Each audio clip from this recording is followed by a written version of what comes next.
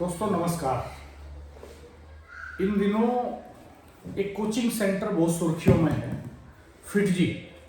ये IIT JEE की तैयारी कराता है। पूरे देश के 5 स्टेट्स में राजेश भाई साहब इसके सेंटर हैं। जी। और हजारों बच्चों को कोचिंग कराता है। 2 लाख से लेके 3 लाख तक फीस एडवांस में वसूलता है। टोटल फीस इसकी लगभग 4 लाख तक हो जाती है एक बच्चे की, और बहुत महंगा है। अचानक ये गायब हो गया।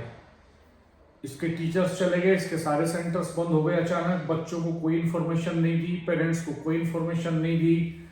बच्चों की अब परीक्षाएं 10th 12th की परीक्षाएं अब आने वाले समय में होनी है, करीब हैं।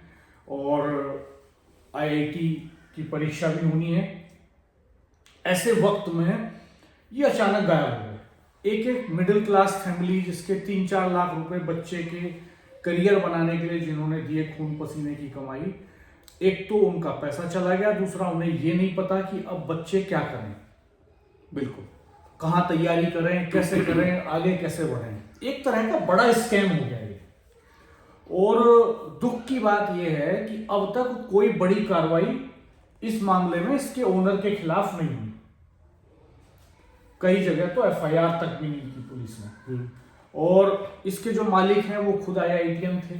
दरअसल कोचिंग एक बड़ी इंडस्ट्री के तौर पे डेवलप हुआ। पूरे देश में हर पेरेंट की इच्छा है कि उसका बच्चा पढ़ लिख करके कामयाब बन जाए। ये अलग बात है कि हम इस समय बेरोजगारी के बड़े स्तर से जूझ रहे हैं। इसके बावजूद हर पेरेंट चाहता है कि बच्चा पढ़ लिख के कामयाब बने। इंजीनियर, प्रोफेसर, डॉक्टर, वकील बनना, आईएएस आईपीएस बनना इस समाज में एक शुरू से ही एक बड़ा अट्रैक्शन रहा है। तो इसको लेकर के ये कोचिंग सेंटर्स का पूरा साम्राज्य फल फूलता है।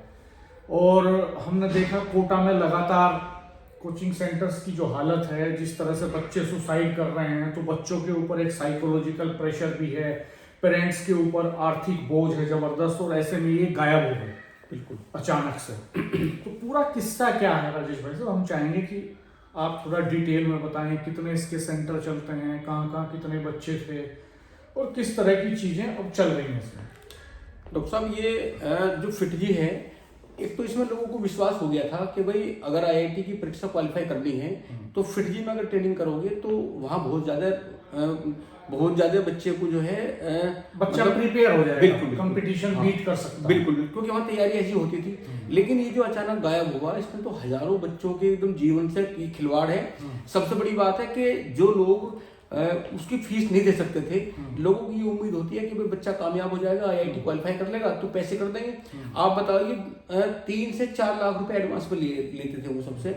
और मैं डॉक्टर साहब एक बार बता दूं कि आईआईटी दिल्ली के पूर्व छात्र हैं डीके गोयल। और डीके गोयल जो कि 1992 में ये आईआईटीएन थे। और अब इनका ये पूरा फिटजी का साम्राज्य 5 राज्यों में है। ये उत्तर प्रदेश है, मध्य प्रदेश है, दिल्ली है, बिहार है और महाराष्ट्र है। इन 5 जगह इनके इंस्टीट्यूट है। मैं मोटा मोटा आपको बता दूं।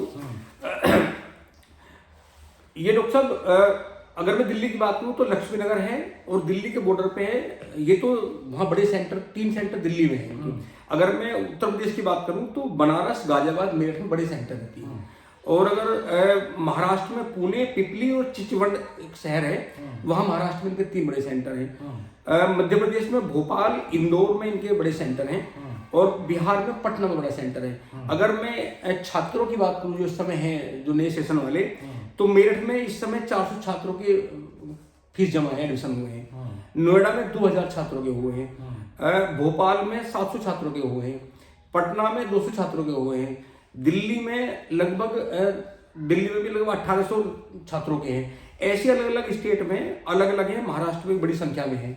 और ये महाराष्ट्र का जो सेंटर, मध्य प्रदेश का सेंटर भोपाल का, यहाँ 30 दिसंबर को अचानक एकाएक ऐसा हुआ, दिसंबर में 12 दिसंबर को ऐसा हुआ कि 12 दिसंबर जो वेतन का आना था तो कर्मचारी को वेतन नहीं दिया गया। जब कर्मचारी ने कहा, जो वहाँ शिक्षक वो देते हैं कोचिंग, उनसे कहा गया कि भाई वेतन नहीं मिल रहा, तो उनसे कहा साइलेंट रहो। तो एकाएक 15 दिसंबर को भोपाल में ताला लग गया था, वो बंद हो गया। तो लोगों ने सोचा कि हो सकता है कोई दिक्कत होगी इसलिए बंद हो गया हो। लेकिन जब क्रमवार सब में एक साथ बंद हुए, सबसे बड़ी समस्या डॉक्टर साहब उनके लिए, उन बच्चों के लिए है। एक तो उन बच्चों के लिए जो परीक्षा देने वाले हैं, भाई अब तक आपने कोचिंग किया, अब बच्चों को जरूरत थी मार्गदर्शन की, एकदम बंद हो गया। दूसरा, जो बच्चे 11th में आए अब वो तैयारी करते हैं, उनकी तो फीस सारी जमा होगी और फीस वापस करने का कोई ऑप्शन नहीं है। अभी तक जो फिटजी के मालिक हैं अभी तक उन्होंने ये नहीं बताया आगे कि भाई हमने क्यों बंद कर दिया, हम कहाँ जा रहे हैं। ये पूरे देश में इस समय बड़ा इशू है। तमाम बच्चे फिटजी के इंस्टीट्यूट पर खड़े हुए हैं। सबसे बड़ी दिक्कत तो माँ बाप की है। सब तो माँ बाप ऐसे नहीं हो सकते सब 3 लाख जमा कर देंगे। भाई इधर उधर सब लोगों ने डॉक्टर साहब पैसे ले उस पर इंटरेस्ट, मोटे इंटरेस्ट पैसे लिए। किसी ने कर्ज पे लिया है, किसी ने जमीन बेच के पैसा दिया है, किसी ने उधार में लिया है, कोई रोजमर्रा के खर्चों की कटौती करके पैसे दे रहा है। मेरठ में भी 400 बच्चे हैं ऐसे जो वहाँ फिटजी के कोचिंग सेंटर में ट्रेनिंग ले रहे थे, मंगल पांडे नगर में है। और मैं नोएडा की एक बाइट सुन रहा था पुलिस कर्मियों की, पुलिस ऑफिसर्स की, तो वहाँ उन्होंने कहा कि ये बच्चों का कोचिंग सेंटर का आपसी मामला है। बताइए, ये भी बताओ ना कि क्या मामला है। तो अब आप ये देखिए कि दुख की बात ये है कि अभी तक जिस तरह की कार्रवाई, सख्त कार्रवाई पुलिस एडमिनिस्ट्रेशन की तरफ से होनी चाहिए थी वो भी नहीं हुई है। ये तो एक तरह से बड़ा स्कैम है ना, बड़ी धोखाधड़ी है। आपने लोगों से पैसे ले लिए, आपने कमिटमेंट किया कि आप कोचिंग देंगे, उनको प्रिपेयर करेंगे एग्जाम के लिए, आप बीच में गायब हो गए।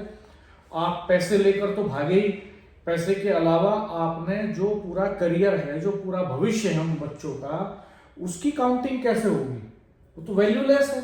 बिल्कुल। तो ये बड़े सवाल हैं। तो ऐसे मामलों में कितनी संवेदनहीनता से पुलिस एडमिनिस्ट्रेशन इसको डील कर रहा है, ये बड़ी चिंता की बात है। और दूसरी बात ये है कि सरकार को भी कहीं ना कहीं एक मॉनिटरिंग सिस्टम ऐसा बनाना चाहिए कि आप देखिए कि बहुत सारे बच्चे तो ऐसे हैं, दरअसल कोचिंग सेंटर का पूरा जो साम्राज्य है ये करोड़ों रुपए का धंधा बन गया है। जो हमारे पुराने जमाने में कोई कोचिंग नहीं होती थी, स्कूल कॉलेज से 10th 12th करके जाते थे बच्चे, सीधे कंपटीशन बीट करते थे और आगे एडमिशन्स पा लेते थे। अब ये बीच में कोचिंग सेंटर्स आ गए। कोचिंग सेंटर्स ने जो मेन स्ट्रीम एजुकेशन है उसका बंटाधार कर दिया है। मेरे पास बहुत सारी ऐसी रिपोर्ट्स हैं जिनमें बच्चे 12th में और 10th में अपने स्कूल में, अपने कॉलेज में नहीं जाते हैं। वो वहां पर उनकी अटेंडेंस ऐसे ही लगती रहती है, वो बस एग्जाम देने जाते हैं। पूरे साल वो कोचिंग सेंटर्स में जो है कोचिंग लेते हैं। मेरठ में भी ऐसे सैकड़ों कोचिंग सेंटर हैं। पीएल शर्मा रोड पे आप जाके देखेंगे तो बहुत सारे कोचिंग सेंटर हैं। तेजगढ़ी के आसपास गढ़ रोड पे बहुत सारे सेंटर्स हैं और ये पूरे साल महंगी फीस वसूलते हैं। फिर बच्चे वहां बस एग्जाम देने जाते हैं अपने मूल कॉलेज में, और एग्जाम देने के बाद इनमें से कितने % इनका सक्सेस रेट है ये एक देखने वाली बात है। तो ये एक बीच में जो इस तरह, और रही बात इसकी कि कोई मानक वो फॉलो नहीं करते। कल क्षेत्रीय उच्च शिक्षा अधिकारी को मेरठ के यूथ ने एक ज्ञापन भी दिया। उन्होंने कहा कि साहब ये किन्हीं भी स्टैंडर्ड्स को फॉलो नहीं कर रहे। फायर के स्टैंडर्ड्स ये फॉलो नहीं करते, सिक्योरिटी सेफ्टी के मेजर्स ये फॉलो नहीं करते। बहुत छोटी छोटी जगहों को लेते हैं किराए पे, छोटे छोटे कमरों को, उनमें 20-20, 30-30 बच्चों को एक साथ बिठा के पढ़ाते हैं। जान को भी खतरा है उनकी। तो कोई अथॉरिटी ये देखने वाली नहीं है, ना तो डेवलपमेंट अथॉरिटी इसको देखती, ना फायर सेफ्टी वाले इसको देखते हैं, ना इलेक्ट्रिक सेफ्टी वाले इसको देखते हैं, ना एजुकेशन डिपार्टमेंट इसकी मॉनिटरिंग कर रहा है।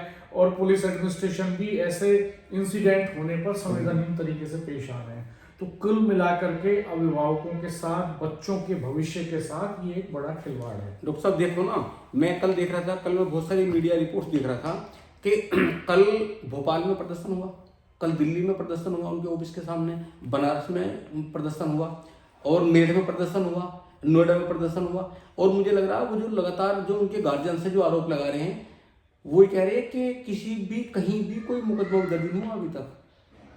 दोस्तों आप क्या सोचते हैं? कमेंट बॉक्स में बताइएगा। क्या आपका कहीं कोई बच्चा तो इस तरह के किसी कोचिंग सेंटर में नहीं जा रहा है? उसके साथ तो ऐसा नहीं हुआ है? आप बताइएगा, हम बात भी करेंगे ऐसे बच्चों से, हम आपसे भी बात करेंगे। आप अपना रिएक्शन जरूर दीजिएगा, हमारे चैनल को सब्सक्राइब कीजिएगा, बेल आइकन प्रेस कर दीजिएगा, नोटिफिकेशंस ऑन कर दीजिएगा। हमारे साथ बने रहिएगा। धन्यवाद, नमस्कार।